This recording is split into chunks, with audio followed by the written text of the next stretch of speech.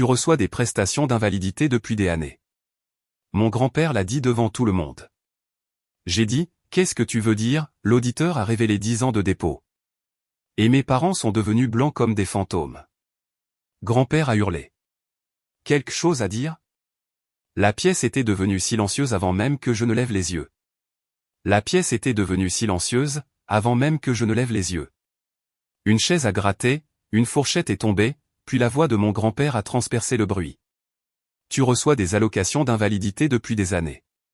Tous les visages se sont tournés vers moi. J'ai senti la chaleur monter, l'air se tendre, ce genre de silence qui n'attend pas une réponse, juste une réaction. J'ai réussi à prendre une inspiration, puis j'ai murmuré, « Que veux-tu dire ?» C'est à ce moment-là que j'ai remarqué l'homme debout derrière lui, tenant un dossier fermé. Mes parents évitaient mon regard et, avant que quiconque ne dise un autre mot, il l'a ouvert. J'ai grandi dans une maison où le silence voyageait plus vite que la vérité. Mes parents, Linda et Mark, aimaient les choses ordonnées, prévisibles, contrôlées. J'ai appris très tôt que la façon la plus simple de maintenir la paix était de me faire plus petite, plus silencieuse, plus facile à ignorer. Ma jeune sœur, Emma, n'a jamais eu à apprendre cela. Elle était le soleil dans chaque pièce où elle entrait. Quand elle demandait quelque chose, cela apparaissait. Quand elle avait des difficultés, quelqu'un intervenait avant même qu'elle ne sente la chute. Papa disait, elle a juste besoin d'un peu plus de soutien. Le soutien était la seule chose à laquelle je ne semblais jamais avoir droit. Je me souviens de la première fois où j'ai senti ce déséquilibre dans mes os. J'avais 12 ans, debout dans la cuisine avec un formulaire de sortie scolaire à la main. Les frais s'élevaient à 35 $. Maman a à peine levé les yeux de ses factures. On ne peut pas faire d'extra ce mois-ci, a-t-elle dit. Quelques minutes plus tard, Emma a fait irruption, agitant un dépliant pour des cours de danse. Maman a souri. Bien sûr, ma chérie. Même semaine, même facture, règles différentes. Au lycée, le schéma ne s'est pas brisé. Il s'est approfondi. Quand l'ordinateur portable d'Emma s'est fissuré, papa lui en a commandé un nouveau le jour même. Quand le mien a cessé de fonctionner, il m'a dit d'utiliser la bibliothèque. Emma a eu des tuteurs privés. J'ai eu un rappel de travailler plus dur. C'est ainsi que notre maison fonctionnait.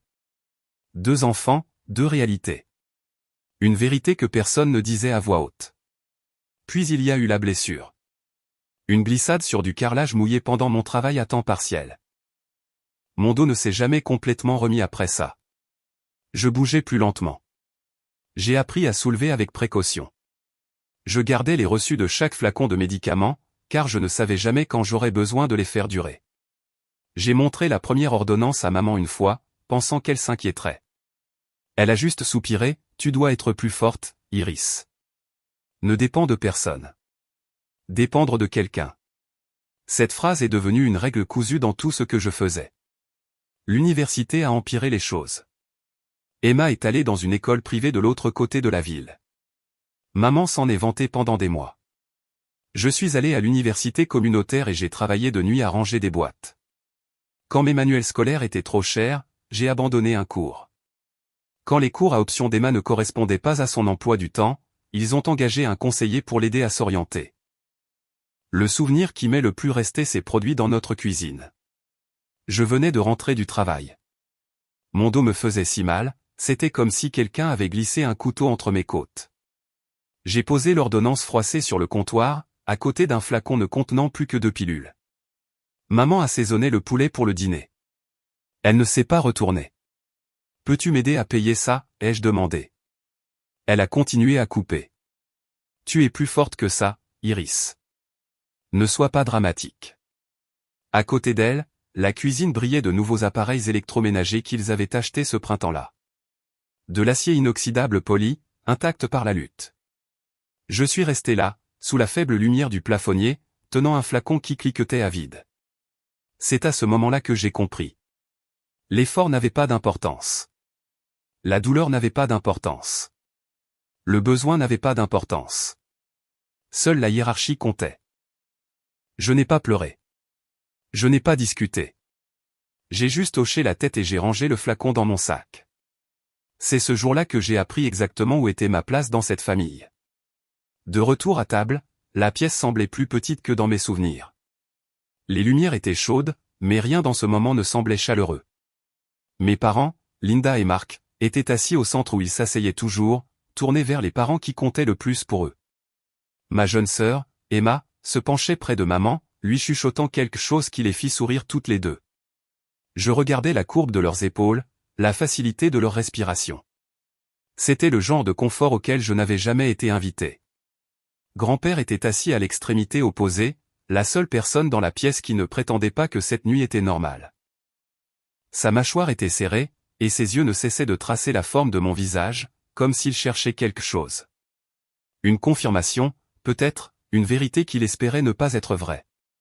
L'homme derrière lui, celui qui tenait un dossier fermé, n'avait pas été présenté. Mais je savais qu'il ne faisait pas partie de la famille. Sa posture était trop droite, sa présence trop officielle.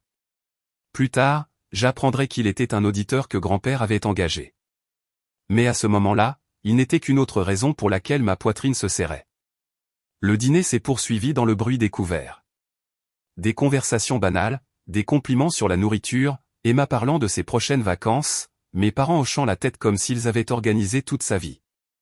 Je gardais les mains sur mes genoux, les doigts entrelacés pour les maintenir stables. Grand-père n'a pas touché sa fourchette. Il a attendu. Puis il l'a refait, a prononcé la même phrase qu'il m'avait lancée quelques minutes plus tôt. Tu reçois des allocations d'invalidité depuis des années. Il n'a pas crié cette fois. Il a parlé calmement, trop calmement, laissant les mots atterrir un par un. La table s'est de nouveau tue. Un cousin m'a regardé, perplexe. Emma avait l'air agacée, comme si l'interruption la dérangeait. J'ai senti quelque chose sombrer en moi. Pas de la peur, pas de la colère, quelque chose de plus lourd, une lente prise de conscience que tout le monde dans la pièce en savait plus sur ma vie que moi. Ma gorge s'est nouée. Je me suis entendu murmurer la seule chose qui avait du sens. Que veux-tu dire ? Les doigts de maman se sont figés autour de sa serviette. Papa a fixé son assiette comme s'il pouvait tomber dans son reflet. Personne n'a répondu. Pas une seule personne. L'homme au dossier a fait un petit pas en avant. Et pour la première fois de la soirée, j'ai compris. Quoi que ce fût, ce n'était pas une erreur. Je me suis excusé avant que quiconque ne puisse parler. Personne n'a essayé de m'arrêter. C'était la partie étrange. On pourrait penser qu'une fille qui quitte une table pleine de familles élargies après avoir été accusée de recevoir des prestations qu'elle n'avait jamais vues provoquerait au moins une voix. Mais rien ne m'a suivi, sauf le bourdonnement sourd de la conversation qui reprenait, comme le font les gens quand ils veulent prétendre qu'une scène n'a pas eu lieu. Le couloir à l'extérieur de la salle à manger était étroit et sombre. Une photo encadrée de mes parents et d'Emma était accrochée près de la porte, parfaitement éclairée par une petite lampe. Je n'étais pas sur la photo. Je suis resté devant un moment, laissant l'air rafraîchir ma peau. Mon cœur ne battait pas la chamade. Il bougeait lentement, régulièrement, comme s'il avait finalement renoncé à être surpris par cette famille. J'ai attrapé la sangle de mon sac en toile, le même que j'utilisais tous les jours. À l'intérieur se trouvaient des reçus pliés pour des tickets modérateurs, un flacon de pilules n'en contenant plus que 2, et un petit carnet où je notais mes frais médicaux. Je pensais que ces détails me rendaient responsable. Maintenant, ils ressemblaient à des preuves. La preuve d'une vie construite sans le soutien que j'étais censé recevoir. Je me suis glissé dans la salle de bain de l'autre côté du couloir. Le miroir a capté le flou de la lumière du plafonnier. J'ai appuyé 2 doigts sur l'arête de mon nez, mon réflexe habituel, quand quelque chose de plus lourd que la colère s'est installé dans ma poitrine. Mon reflet semblait calme, trop calme, comme quelqu'un qui attend des instructions. Je me suis assise sur le couvercle fermé des toilettes et j'ai ouvert mon carnet. Chaque page était remplie de dates, de chiffres, d'encre bon marché qui bavait sur du papier bon marché. Loyer, médicaments, courses, tickets de bus, frais de clinique. J'ai passé mon pouce sur le coin de la page, me souvenant des nuits où je restais éveillé à calculer si sauter un repas pouvait faire durer mes ordonnances une semaine de plus. Je me suis toujours dit que les calculs étaient temporaires. Je ne savais pas que mes parents faisaient leurs propres calculs, avec de l'argent destiné à me maintenir debout. J'ai sorti mon téléphone. Il n'y avait pas de nouveaux messages, pas d'appels manqués, rien de mes parents demandant où j'étais allé. Typique. J'ai ouvert l'application bancaire. Mon solde me fixait. Petit, prévisible, douloureusement honnête. J'ai fait défiler l'année écoulée. Rien d'inhabituel. Aucun dépôt qui ne m'appartenait pas. Certainement rien qui ressemble aux prestations d'invalidité que grand-père avait prétendu exister. Mon pouls n'a pas augmenté. Au lieu de cela, une clarté froide s'est installée en moi. Le genre qui rend tout silencieux et net. J'ai tapé un email au bureau des prestations, les doigts bougeant sans hésitation. Bonjour, je vous écris pour demander un historique complet des paiements d'invalidité émis sous mon nom. Veuillez confirmer toutes les adresses enregistrées. Merci. Pas de drame, pas d'explication, juste une question qui, pendant 10 ans, aurait dû m'appartenir. Quand je suis retourné dans la salle à manger, je ne suis pas retourné à ma place. Je suis resté près de la porte, à regarder. Grand-père était toujours au bout de la table, les bras croisés. L'auditeur, un homme nommé Stevens, comme je l'apprendrais, est resté debout, son dossier toujours fermé. Mes parents faisaient comme si de rien n'était. Emma faisait défiler son téléphone. J'aurais pu les affronter, leur demander pourquoi ils avaient pris ce qui n'était pas à eux, pourquoi ils m'avaient laissé vivre dans la difficulté pendant qu'ils rénovaient des cuisines et envoyaient Emma en voyage, pourquoi ils disaient aux parents que je refusais de m'aider. Mais la confrontation était leur langage, pas le mien. Le silence avait toujours été la monnaie de ma survie. Maintenant, il pouvait être l'architecture de mon contrôle. J'ai pris mon manteau sur le dossier de ma chaise et je l'ai enfilé. Grand-père l'a remarqué. Ses yeux se sont adoucis très légèrement, mais il n'a pas appelé. Il n'en avait pas besoin. Il savait déjà que je ne partais pas par peur. Je partais pour construire quelque chose. Dehors, l'air était froid, assez fin pour me gratter l'intérieur de la gorge. J'ai marché jusqu'au bout de l'allée, le bruit du gravier crissant sous mes chaussures. Les lampadaires bordaient la route comme des sentinelles. Je me suis tenu sous l'un d'eux et j'ai ouvert mon sac, en sortant la petite pile de reçus. Des années de survie, pas un centime de cela, complété par le paiement que j'avais apparemment reçu. Le vent a soulevé les coins du papier. Je les ai tenus plus fermement. Quand je suis rentré chez moi, dans mon appartement à Seattle, plus tard cette nuit-là, la lumière du couloir vacillait comme elle le faisait toujours. Je ne l'ai pas éteinte. J'ai tout étalé sur le sol, les reçus, les factures médicales, les lettres, mon carnet. Je me suis assise en tailleur en silence, laissant le bourdonnement du réfrigérateur remplir la pièce. Puis j'ai commencé à assembler, à classer, à vérifier. Je n'avais pas besoin de savoir pourquoi mes parents avaient fait ce qu'ils avaient fait. Je n'avais besoin que des faits. Les faits ne vacillaient pas. Les faits ne mentaient pas. Les faits n'aimaient pas un enfant plus qu'un autre. J'ai créé une feuille de calcul sur mon ordinateur portable, remplissant les cellules avec des chiffres, des dates, des diagnostics. J'ai ajouté une colonne pour le soutien d'invalidité estimé que j'aurais dû recevoir. Quand j'ai cherché le montant mensuel approximatif et que je l'ai multiplié par 10 ans, je n'ai rien ressenti, ni colère, ni choc, juste le poids de la vérité qui se mettait en place. Heure après heure, la feuille de calcul s'est développée. Un plan silencieux, une carte d'une vie vécue sans l'aide qui m'était destinée. Vers minuit, mon email a sonné. Le bureau des prestations avait accusé réception de ma demande. J'ai fixé l'écran, puis les papiers éparpillés autour de moi. J'ai expiré lentement. Cette fois, j'ai murmuré à la pièce vide, je ne réparerai pas ce qu'ils ont cassé. Quand je suis retourné chez mes parents le lendemain, l'allée était déjà pleine. Des voitures bordaient le trottoir comme si quelqu'un organisait une fête, et non comme si on attendait qu'une vérité explose. Je suis resté au bord du chemin pendant un moment, laissant l'air d'hiver s'installer sur moi. Mon souffle s'élevait en minces filaments blancs avant de disparaître. Cette partie me semblait appropriée. À l'intérieur, la salle à manger était exactement la même que la veille. Même lumière chaude, même longue table, même disposition avec mes parents. Linda et Mark, assis au centre comme s'ils étaient les hôtes de quelque chose de grandiose. Ma jeune sœur Emma était assise à côté de maman, le menton dans la main, faisant défiler son téléphone. Grand-père restait à l'extrémité, la posture droite, les yeux vifs. Et l'homme qui l'avait amené, l'auditeur nommé Stevens, se tenait à nouveau derrière lui, le dossier toujours fermé. Personne ne m'a salué, ce qui n'était pas inhabituel. Stevens m'a jeté un coup d'œil avec un subtil signe de tête. La mâchoire de grand-père s'est crispée, un signal silencieux entre nous que ce jour ne serait pas comme la nuit dernière. Finissons, a dit grand-père. Sa voix était ferme, formelle, dépouillée de la chaleur qu'il portait habituellement. Ce n'était pas de la colère. C'était de l'autorité, le genre que je ne l'avais pas vu utiliser depuis des années. Maman s'est agitée sur sa chaise. Papa, ne pouvons-nous pas faire ça maintenant? Iris est clairement. Il a levé une main. Elle s'est tue. Il ne s'agit pas d'Iris, a-t-il dit. Il s'agit de ce qui lui a été pris. Marc s'est éclairci la gorge, essayant de paraître calme. Nous n'avons rien pris. Il y a eu un malentendu. Stevens s'est avancé. Pas de présentation, pas de préambule. Il a ouvert le dossier.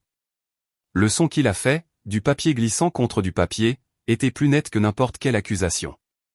À l'intérieur se trouvaient des documents soigneusement empilés, classés par année, 10 ans de documents.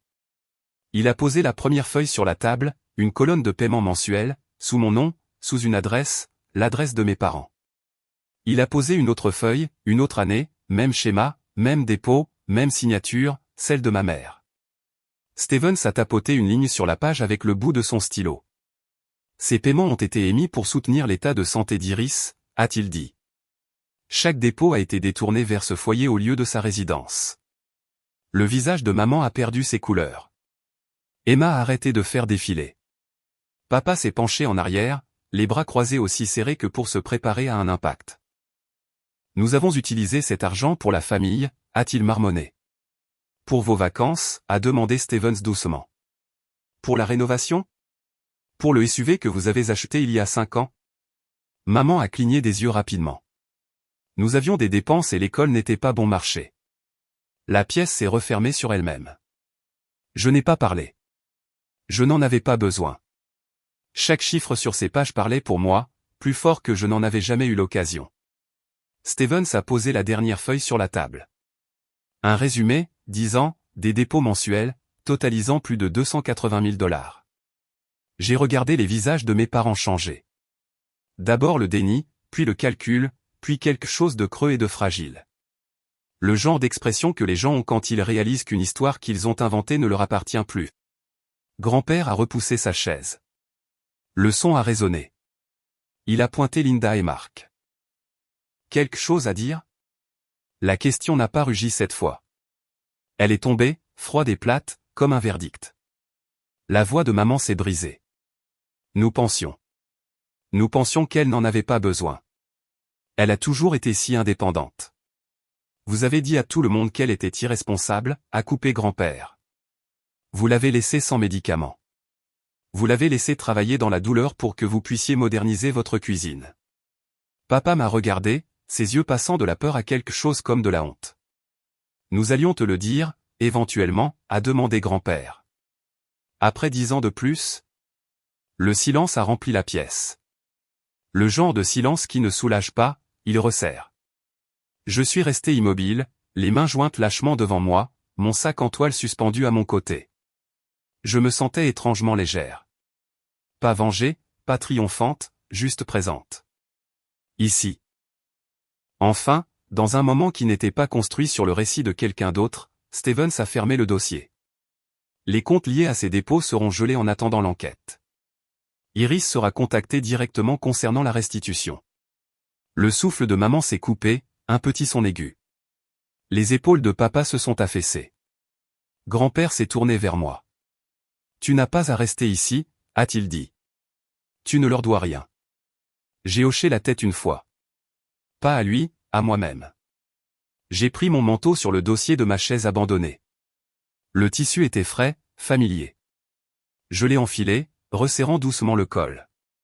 Pas d'adieu, pas de dernier mot, juste le léger frottement de mes pas alors que je sortais. Derrière moi, le silence s'est finalement rompu. Pas avec des cris, juste avec le bruit de gens réalisant que la vérité avait déjà choisi son camp. Grand-père a conduit en silence, les mains fermes sur le volant, la route s'étendant devant en longues lignes sombres. Les lampadaires glissaient sur le pare-brise, découpant mon reflet en fragments. Je regardais chaque morceau de moi-même passer et disparaître, comme si je me débarrassais de quelque chose que j'avais porté trop longtemps. Il ne m'a pas demandé si j'allais bien. Il n'a pas rempli la voiture d'excuses ou d'indignation. Il a juste laissé le silence s'installer, le genre de silence qui n'exige rien. C'était inhabituel, presque trop doux. Quand il s'est arrêté devant mon immeuble, il a laissé le moteur tourner. Ils ne toucheront plus $1, a-t-il dit. Pas un seul. Sa voix n'était pas en colère. Elle était définitive. J'ai hoché la tête, les doigts effleurant la sangle en toile de mon sac. À l'intérieur se trouvait le dossier que Stevens m'avait remis avant que nous ne partions, des copies de tout. Mon nom imprimé là où il devait être, mon adresse manquante de chaque ligne. La preuve de la facilité avec laquelle il avait été possible de m'effacer. Je suis sorti et j'ai marché vers la porte d'entrée. La lumière du couloir vacillait au-dessus de ma tête, de la même manière qu'elle le faisait toujours. Mais ce soir, le scintillement ne me dérangeait pas. Il semblait honnête. Imparfait, mais à moi. Dans mon appartement, j'ai posé le dossier sur le comptoir. Les papiers se sont légèrement éventés sur les bords, captant le faible bourdonnement du réfrigérateur.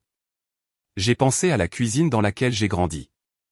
Les appareils électroménagers polis, les lumières vives, le flacon de médicaments vide caché dans mon sac. Je suis resté là, respirant lentement, laissant le souvenir dériver sans couper. Cette fois, le silence ne ressemblait pas à quelque chose qu'on m'imposait. Il ressemblait à de l'air. J'avais enfin de la place pour respirer. J'ai gardé le dossier sur ma table toute la nuit, intact, son poids stable, ses bords nets dans la lumière du matin. Rien dedans ne me demandait de pardonner ou d'oublier. Il me demandait seulement de voir les choses telles qu'elles étaient. Les limites ne sont pas bruyantes. Ce sont les endroits calmes où vous cessez de laisser les autres écrire votre histoire. Si vous vous êtes déjà éloigné d'une version de vous-même que quelqu'un d'autre a créée, que ceci soit votre rappel. Vous avez le droit de choisir la vérité qui vous appartient et de marcher vers la vie qui vous correspond enfin.